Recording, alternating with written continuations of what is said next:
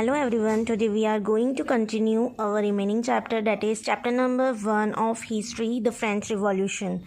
So previous video में हमने introduction part पढ़ा, French society during the late 18th century पढ़ा, a growing middle class emphasis and to privileges and उन्होंने कैसे survive किया, ये सब हमने पढ़ा. आज हम पढ़ेंगे the outbreak of the revolution. Louis XVI had to increase taxes for reasons you have learned in the previous section. कि लुई 16 ने टैक्सेस क्यों बढ़ाए थे, वो सारे ही रीज़न हमने प्रीवियस सेक्शन में पढ़ लिए. How do you think he could have gone about doing this? क्या सोचते हैं आप कि उसने ऐसा क्यों किया था? In France of the old regime, the monarch did not have the power to impose taxes according to his will alone. France में जो ओल्ड रिजाइम था, जो पुराना शासन था, उसमें ऐसा था कि जो मोनार्च होता है, जो लीड करता है, वो उसके पास इतनी पावर नहीं होती है कि वो अलोन ही खुद की विल से टैक्सेस बढ़ा दे. Rather he had to call a meeting of the states general which would then pass this proposal for new taxes. उसको क्या करना होता था, मीटिंग बुलानी होती थी स्टेट जनरल की, उसके बाद में प्रपोजल रखना होता था न्यू टैक्सेस का, उसके बाद में वो अगर पास करते हैं तो ही बढ़ा सकते थे. The state general was a political body to which the 3 states send their representative. अब जो ये ई स्टेट जनरल होते हैं वो एक पॉलिटिकल बॉडी है जिसमें 3 स्टेट्स जो हैं वो अपने रिप्रेजेंटेटिव को सेंड करते हैं. However the monarch alone could decide well to call a meeting of this body. और वो देखते हैं कि जो मोनार्च है वो अलोन डिसाइड कर सकता है कि नहीं, या उसको मीटिंग बुलाने की ज़रूरत है. The last time it was done was in 1614. Last time ये हुआ था 1614 में. On 5 May 1789 Louis 16 call together an assembly of the state general to pass proposal for new taxes. अब 5 मई 1789 में लुई 16 ने असेंबली बुलवाई थी स्टेट जनरल की और उन्होंने न्यू टैक्सेस का प्रपोजल पास करवाया था. A resplendent hall in Versailles was prepared to host the delegates. एक रिप्रेजेंटेंट हॉल है वर्सलीज में, वर्सलीज जगह का नाम है जहाँ पर डेलीगेट्स जो आते हैं उसको प्रिपेयर किया जाता है, पूरे हॉल को उनकी खातिरदारी करने के लिए, होस्ट करने के लिए. The first and the second estate send 300 representative each who were seated in a row facing each other on 2 side while the 600 members of the third E state had to stand at the back. अब इसमें क्या होता है कि जो first और second ई state के जो 300 रिप्रेजेंटेटिव रहते हैं वो तो क्या होते हैं, एक रो में बैठते हैं एक दूसरे की तरफ मुंह करके, मतलब एक दूसरे को फेस करके. बाकी के जो 600 मेंबर्स जो हैं वो थर्ड ई स्टेट के, वो क्या करते हैं, पीछे खड़े रहते हैं. The third E state was represented by its more prosperous and educated member. अब जो इसमें थर्ड ई स्टेट में है, हमने पहले भी पढ़ा कि उसमें ज़्यादा एजुकेटेड और प्रॉस्परस मेंबर्स होते हैं. Peasants, artisans and women were denied entry to the assembly. अब इसमें क्या होता है कि जो फर्स्ट 2 ई स्टेट्स वालों को तो क्या मिलती है, प्रायोरिटी मिलती है, वो तो बैठते हैं. बाकी जो थर्ड ई स्टेट्स के जो होते हैं उनके साथ नाइंसाफ़ी की जाती है. पीजेंट्स, आर्टिजन और वुमेन्स को तो एंट्री ही नहीं मिलती है असेंबली के अंदर. However their grievances and demands were listed in some 4000 letters which the representative had brought with them. अब उनकी जो शिकायतें थी, ग्रीवियंस मीन्स होता है शिकायतें. अब जो उनकी शिकायतें थी और जो डिमांड्स थी उन लोगों की, उन्होंने वो चीज़ 40,000 लेटर्स में उसको लिखा था और उसको रिप्रेजेंटेटिव के पास तक पहुंचाया था. Voting in the E States General in the past had been conducted according to the principle that each E state had one vote. अब वोटिंग जो होती थी ई स्टेट जनरल में, वो पास्ट कंडक्ट कैसे हो रही थी, वही प्रिंसिपल था कि हर ई स्टेट्स में एक वोट का अधिकार है. The time to Louis 16 had determined to continue the same practice, और वही चीज़ लुईस 16 ने भी कंटिन्यू करी. But members of the third estate demanded that voting now be conducted by the assembly as a whole where each member would have one vote. But जो members थे third estate के, उन्होंने demand किया कि voting का अधिकार सिर्फ एक असेंबली मेंबर को नहीं होना चाहिए बल्कि पूरी ही असेंबली के मेंबर्स को होना चाहिए और हर मेंबर का एक वोट कंसीडर करना चाहिए. This was one of the democratic principle put forward by philosopher like Rousseau in his book the social contract. अब यही जो डेमोक्रेटिक प्रिंसिपल था वो फिलोसोफर रोशियो ने फॉरवर्ड मतलब लगाया था, आगे बढ़ाया था, जिसमें मतलब किसमें उन्होंने ये प्रिंसिपल को सेट किया था. द सोशल कॉन्ट्रैक्ट, बुक का नाम है the social contract. When the king rejected this proposal, members of the third estate walk out of the assembly in protest. अब क्या हुआ कि जो किंग थे उन्होंने इस प्रपोजल को रिजेक्ट कर दिया. अब जैसे ही उन्होंने रिजेक्ट किया तो जो मेंबर्स थे थर्ड estate के वो असेंबली से बाहर चले गए प्रोटेस्ट करने के लिए.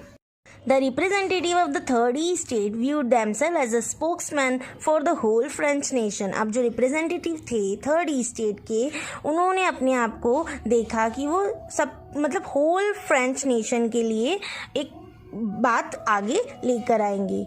On 20 June the assembly in the hall of an indoor tennis court in the ground of Versailles. अब 20 जून में उन्होंने असेंबल हुए हॉल के अंदर इंडोर टेनिस कोर्ट में वर्सलीज के ग्राउंड में. They declared themselves a national assembly and swore not to disperse till they had drafted a constitution for France that would limit the powers of the monarch.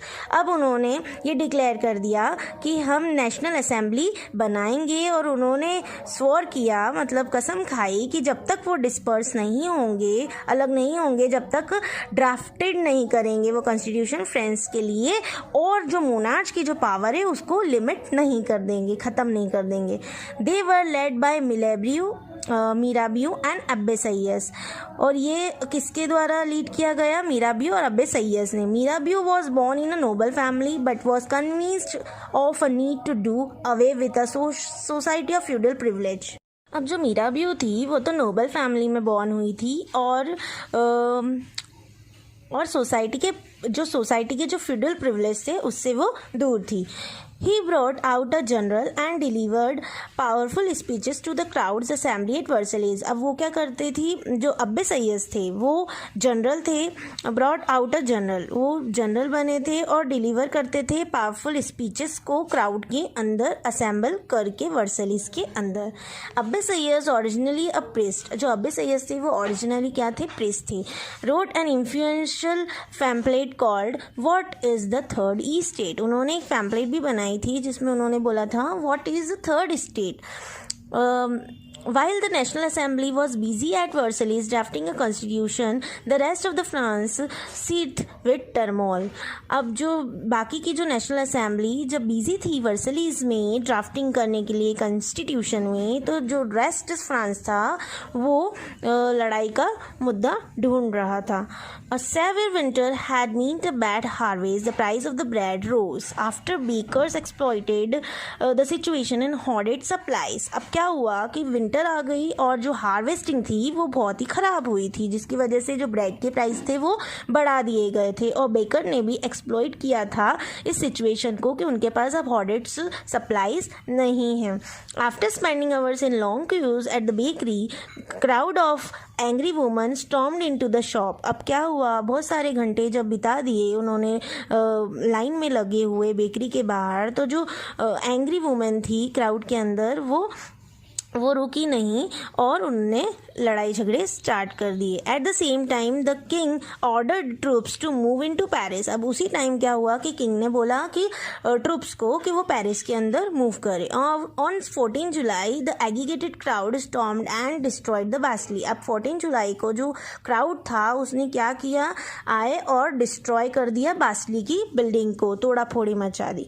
In the countryside rumours spread from village to village that the lords of the manor manor had hired bank of brigands who were on their way to destroy the ripe crops. अब क्या हुआ, country side में ये rumours, अफवाहें फैल गई village to village कि जो लॉर्ड है मैनर के वो आने वाले हैं. मैनर क्या होता है?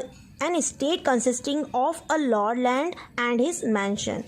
अब क्या हुआ कि जो ऐसी अफवाहें फैल गई कि जो लॉर्ड है मैनर के वो आने वाले हैं उनके ब्रिगेंड्स के साथ, मतलब उनके साथी के साथ,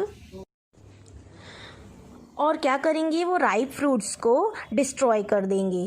Caught in a frenzy of fear, peasants in several districts seized horse and pitchforks and attacked Chatix. अब क्या हुआ, इसके फियर के कारण जो पीजेंट्स थे बहुत सारे डिस्ट्रिक्ट के, उन्होंने क्या कर दिया, सीज कर दिया सब कुछ और अटैक कर दिया चैटिक्स पे. चैटिक्स क्या है? कास्टल और stately residence belonging to a king और अ नोबल मैन. ठीक है.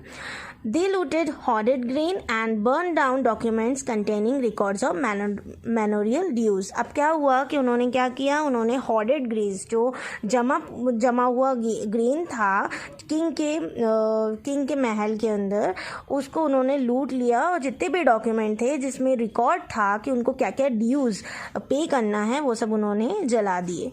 A large number of nobles fled from their homes, many of them migrating to neighboring countries. अब बहुत सारे जो नोबल्स थे वो क्या हुए, वो तो अपने घर को निकल गए, बाकी के जो थे वो माइग्रेट हो गए, मतलब दूसरी नेबरिंग कंट्रीज में जाके बस गए. Face with the power of his revolting subject, Louis 16 finally accorded recognition to the national assembly and accepted the principle that his powers would from now on be checked by the constitution.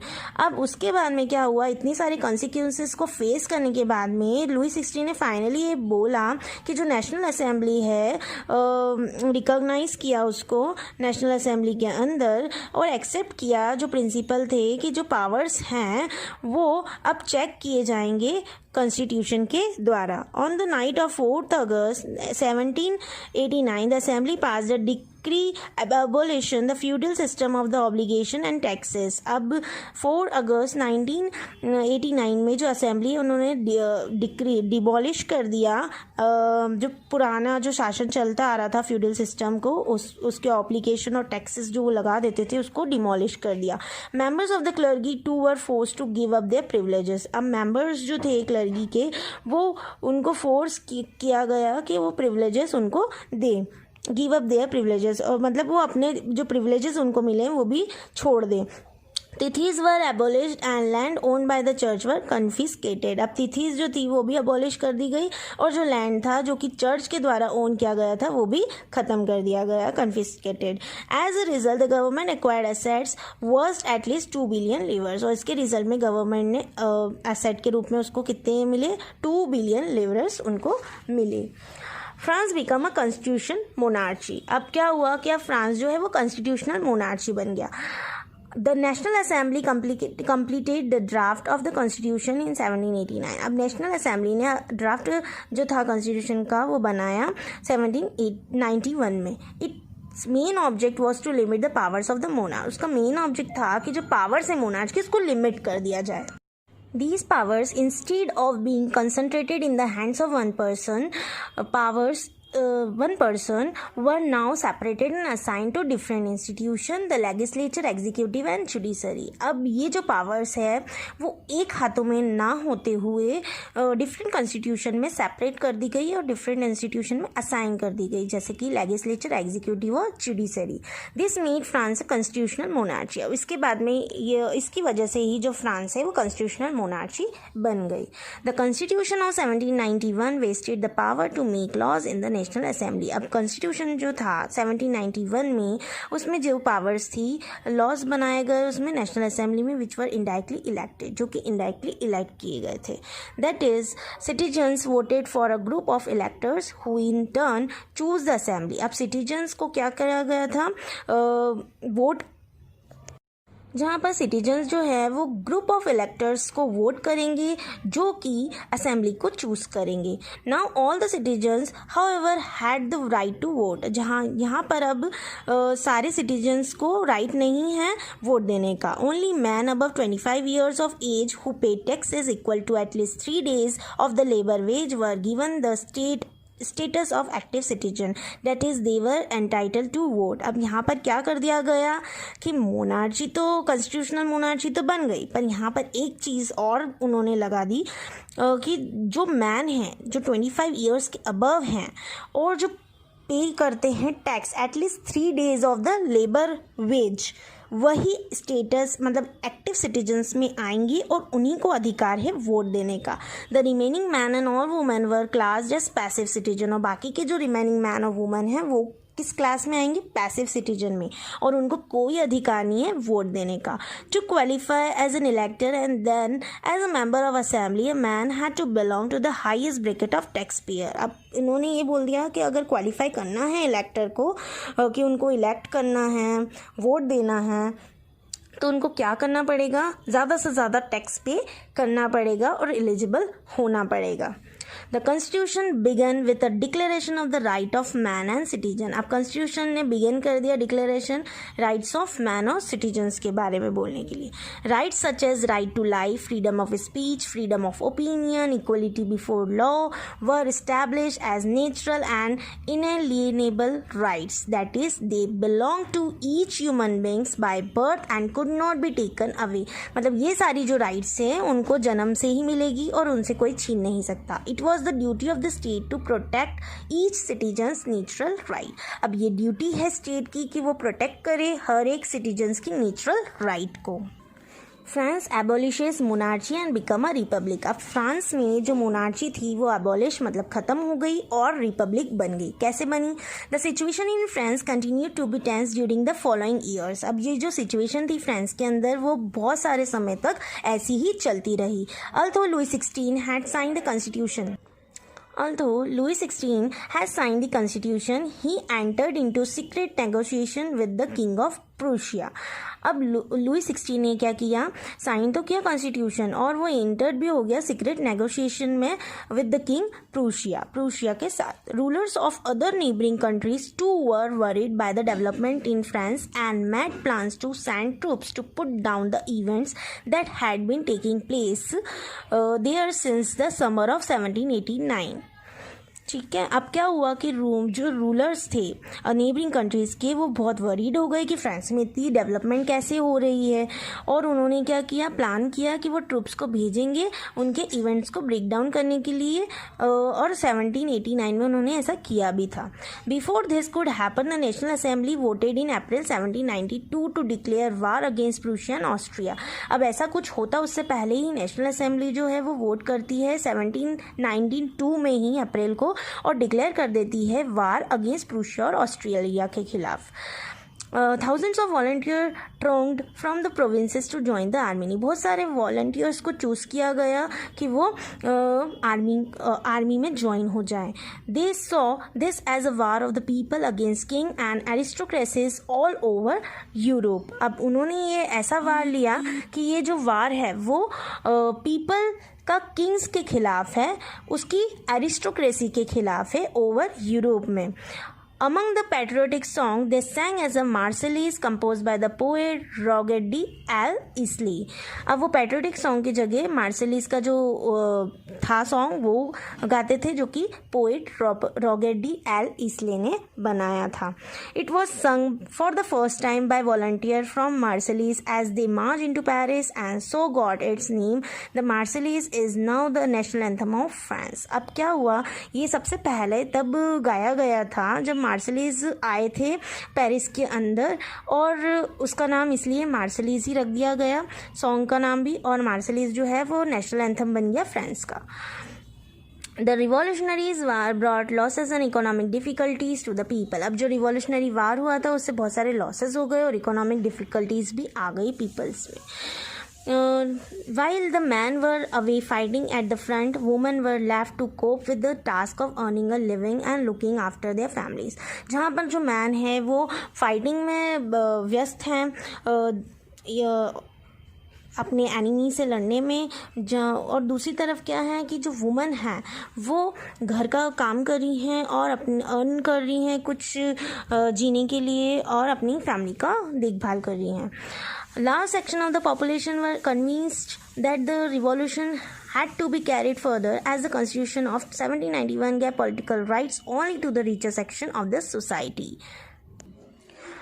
बहुत सारी population को उन्होंने convince कर दिया कि जो revolution है वो आगे भी चलते ही रहेगा. एज अ कॉन्स्टिट्यूशन जो है 1791 का उनको पॉलिटिकल राइट्स दी जाएगी और रीचर सेक्शन जो है सोसाइटी में उनको भी. Political clubs become an important rallying point for people who wish to discuss government policies and plan their own forms of action. अब जो पॉलिटिकल क्लब्स थे वो बहुत ही ज़्यादा इम्पॉर्टेंट बन गए. रेलिंग पॉइंट का रैली निकाली जाती थी और डिस्कस किया जाता था गवर्नमेंट पॉलिसीज़ को पीपल्स के बीच में और प्लान किया जाता था कि अगला एक्शन हमको क्या करना है. The most successful of this club was that of the Jacobins which got its name from the former convent of saint Jacob in Paris. अब जो मोस्ट सक्सेसफुल इसमें क्लब था उसका नाम था जैकोबिन्स क्लब, जो कि उसका नाम क्यों पड़ा था क्योंकि कॉन्वेंट फॉर्मर कॉन्वेंट थे सेंट जैकोब जो पेरिस के थे, उसके नाम पे ही ये नाम रखा गया था. Women too who had been active throughout this period formed their own club. अब वुमन भी क्या है कि जो पूरे पीरियड में एक्टिव हैं तो वो भी अपना क्लब फॉर्म कर सकती है. Section 4 of this chapter will tell you more about their activities and demands. अब जो सेक्शन 4 है आगे हम पढ़ेंगे जिसमें उसकी एक्टिविटीज़ और डिमांड्स क्या थी वो भी हम अच्छे से समझेंगे. The members of the Jacobins club belong mainly to the less prosperous section of the society. अब जो मेंबर्स थे जैकोबिन क्लब के वो ज़्यादा से ज़्यादा लेस प्रॉस्परस सेक्शन जो थे सोसाइटी में उससे बिलोंग करते थे. They included small shopkeepers, artisan such as shoemaker, pastry cooker, watchmaker, printer as well as servants and daily wage workers. Their leaders were Maximilian Robespierre. उनके leader कौन थे? Maximilian Robespierre. A large group among the Jacobins decided to start wearing long strip trouser similar to those worn by dock workers. अब उन्होंने जो large group बन गया था Jacobins का, उन्होंने डिसाइड किया कि वो ऐसा कुछ वियर करेंगे जो कि उनकी जो जैकोबिन्स क्लब है उसको दर्शाए. तो उन्होंने लॉन्ग स्ट्रिप ट्राउजर्स को वियर करना स्टार्ट किया जैसे कि डॉक वर्कर्स पहनते थे. This was the set themself apart from the fashionable section of the society, specially nobles who wore knee breeches. It was a way of proclaiming the end of the power wielding by the wearer of the knee breeches. जो नी breaches मतलब जो घुटने तक के जो पजामे पहनते थे वो उसका एंड इन्होंने कर दिया था. These Jacobins came to be known as the sans-culottes, literally meaning those without knee breeches. Sans-culottes men were in addition the red cap that is symbolized liberty. Women, however, were not allowed to do so. In the summer of 1792, the Jacobins planned an insurrection of a large number of Parisian who were angered by the short supplies and high prices of food. अब 1792 की जो summer थी उसमें Jacobins ने plan किया इंसरेशन को large number of Persians के अंदर. और एंगर उन्होंने मतलब उनके अंदर एंगर आगे जो एंगरी थे क्योंकि जो क्या हो रहा था कि शॉर्ट सप्लाईज थी और जो फूड की प्राइस थी वो भी हाई कर दी गई थी. On the morning of August 10 they stormed the Paris of the tulip, massacred the king guards and held the king himself as hostage for several hours. Later the assembly voted to imprison the royal family. Later जो assembly थी उन्होंने voted किया कि imprison जो है royal family को मिले. Election were held. Election भी हुए. From now on all men of 21 years and above regardless of wealth got the right to vote. अब यहाँ पर सारी ही मैंस को जो कि 21 ईयर्स से अबव हैं उनको वोट देने का अधिकार मिल गया. The newly elected assembly was called the convention assembly. अब जो न्यूली इलेक्टेड असेंबली थी उनको बोला गया convention assembly. On 21 September 1792 it abolish the monarchy and declared France a republic. अब उसके बाद में क्या हुआ? 21 सितंबर 1792 को जो मोनार्ची थी वो अबॉलिश कर गई, ख़त्म कर दी गई और डिक्लेयर कर दिया फ्रांस को एक रिपब्लिक के रूप में. As you know a republic is a form of government where the people like the government including the head of the government. अब आपको पता ही है कि रिपब्लिक क्या होता है. रिपब्लिक एक ऐसा फॉर्म होता है गवर्नमेंट का जहाँ पर पीपल्स जो है गवर्नमेंट को इलेक्ट करते हैं इंक्लूडिंग जो गवर्नमेंट का हेड होता है उसको भी. There is no hereditary monarchy. अब यहाँ पर कोई हेरिडिटरी मोनार्ची नहीं होती है कि राजा का बेटा ही राजा बनेगा। You can try and find out about some other countries that are republic and investigate when and how they become so. Louis 16 was sentence to death by the court on the charge of treason. अब क्या हुआ कि Louis 16 को death sentence सुना दिया गया court के द्वारा इसके बाद में, और उसको किसके अपराध में, उसको कि ट्रीजन मतलब क्या, राजद्रोह के अपराध में उसको डेथ सेंटेंस कोर्ट के द्वारा सुनाया गया। On 21 January 1793 he was executed publicly at the place de la Concorde. अब 21 जनवरी 1793 में उसको एग्जीक्यूट कर दिया गया, फांसी पे लटका दिया गया। The queen Marie Antoinette met with the same fate shortly after. अब क्वीन मैरी एंटोनी के साथ में सेम हुआ उसकी डेथ के थोड़े दिन ही बाद। The reign of terror, the period from 1793 to 1794 is referred to as the reign of terror. अब पीरियड जो था 1793 से जो 94 का जो पीरियड था उसको रीजन ऑफ टेरर के रूप में हम रेफर कर सकते हैं। Robespierre followed a policy of several control and punishment. अब रॉबेस्पेरी जो था वो कुछ पॉलिसी को फॉलो करता था, कंट्रोल और पनिशमेंट उसने बनाई थी।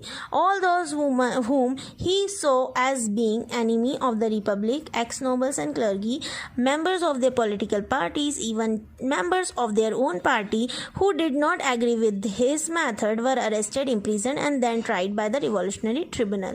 अब क्या होता था, रीज़न ऑफ टेरर क्यों है, क्योंकि कोई किंग नहीं है राज करने के लिए, अब सब मर्जी के मालिक हो गए, जिसको जो करना है वही करेगा। तो जो रॉबेस्पेरी था उसकी सब बहुत मानते थे, तो वो क्या करता था, उसने कुछ कंट्रोल और पनिशमेंट भी बनाई थी जो कि लोग फॉलो भी करते थे।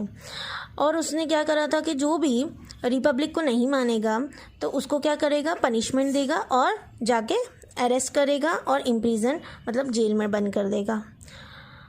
If the court found them guilty they were guillotine. अगर कोर्ट उसको गिल्टी साबित हो जाता है वो, तो उसको क्या कर दिया जाएगा, ग्यूलोटाइन में भेज दिया जाएगा। ग्यूलोटाइन मतलब क्या होता है, सर काटने की मशीन होती है। The guillotine is a device consisting of 2 poles and a blade with which a person is beheaded. It was named after Dr. Guillotine who invented it. अब ये जो डॉक्टर ग्यूलोटाइन ने इसको इन्वेंट किया था इसलिए इसका नाम ग्यूलोटाइन ही रख दिया गया। रॉबेस्पेरी government issued laws placing a maximum ceiling on wages and prices। रॉबेस्पेरी की जो गवर्नमेंट थी उन्होंने लॉज इशू करे कि वो क्या करेंगे, मैक्सिमम सीलिंग जो होगी वेजेस पे वो देंगे और प्राइजेस भी। Meat and bread were ration, meat और ब्रेड को भी राशन कर दिया जाएगा। Peasants were force to transport their grain to the cities and sell it to price fix by the government. अब पीजेंट्स को भी फोर्स किया जाएगा कि वो ट्रांसपोर्ट करे ग्रेन्स को सिटीज़ के अंदर और गवर्नमेंट के द्वारा जो प्राइस फिक्स है उसी में उसको सेल करें। The use of more expensive white flour was forbidden. All citizen were required to eat the plain equal bread a loaf made of whole wheat. अब क्या हुआ, इसके कारण क्या हुआ, जो एक्सपेंसिव वाइट फ्लोर जो था वो ख़त्म ही हो गया और जो सिटीजन्स थे उनको प्लेन ब्रेड खानी पड़ रही थी होल व्हीट की। Equality was also sought to be practice through form of speech and address. अब इक्वलिटी जो थी वो स्पीच और एड्रेस के उसमें भी फॉर्म हो रही थी। Instead of traditional monsieur and madame, all French man and women were henceforth citoyen and सिटोयन।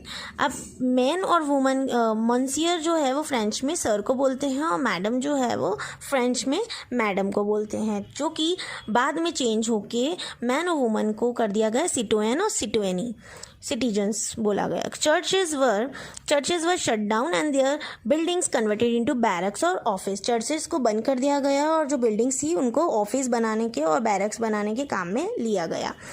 रॉबेस्पेरी pursued his policy so relentlessly that even his supporter began to demand moderation. Robespierre जो है ये policy इतनी pursue करे जा रहा था, एक के बाद एक जो सपोर्टर्स थे वो भी डिमांड कर रहे थे मॉडरेशन की।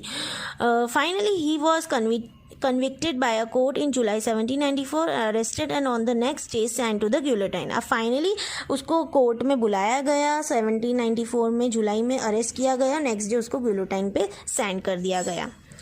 Directory rules of France. The fall of Jacobins government allowed the wealthier middle class to seize power. अब जो फॉल हो गया जैकोबिन्स गवर्नमेंट का, वो उसकी वजह से क्या हुआ, जो वेल्दियर मिडिल क्लास थे उसको अपनी पावर को सीज करना पड़ गया. A new constitution was introduced which denied the vote to non-prosperous section of society. अब न्यू कॉन्स्टिट्यूशन इंट्रोड्यूस किया गया जो कि डिनाई कर रहा था वोट देने non prosperous section of society को. It's provided for 2 elected legislative council. ये जो प्रोवाइड हुआ था वो 2 इलेक्टेड लेजिस्लेटिव काउंसिल को प्रोवाइड हुआ था.